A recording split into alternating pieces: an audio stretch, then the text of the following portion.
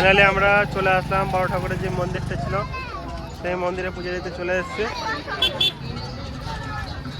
খুবই একটা জাগ্রত মন্দির।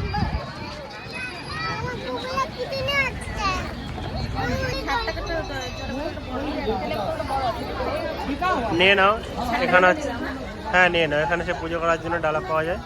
এই মন্দিরের ভিতরে যে পুজো করবে এখান থেকে।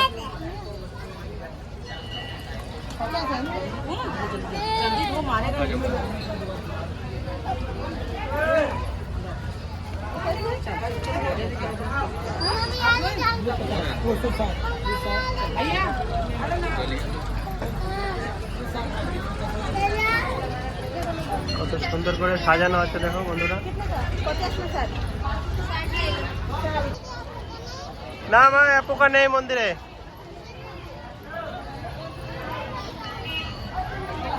মন্দিরের লাইনটা খুব সুন্দর একদম পুরো দেখো।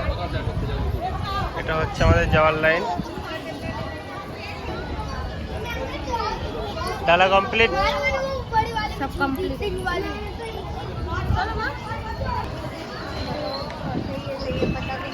চলো मम्मी जल्दी चलो।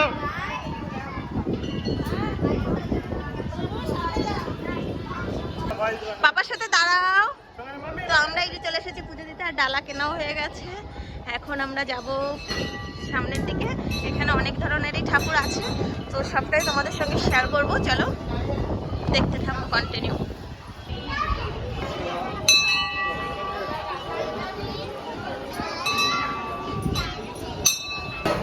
যতগুলো ঠাকুর আছে সবই দেখাবো আজকে তোমাদের। তুমি পুজো করবা?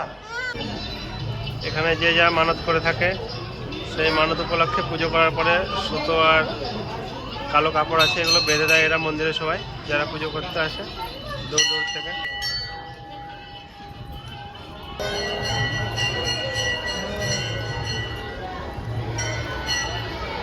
কত ভিড় একটু দেখিয়ে দাও। এটা কামাখ্যা মন্দির বানিয়েছে এখানে সুন্দর করে।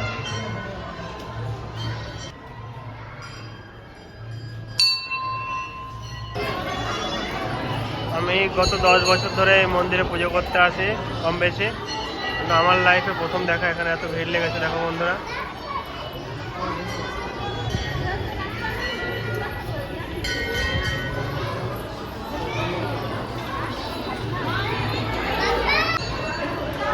দেখো বন্ধুরা, গুড্ডু এই ভিড়ের ভেতরে পুজো দিতে বসে গেছে বাবুকে নিয়ে। কতটা ভিড় আছে এখানে। বাবু খুশি?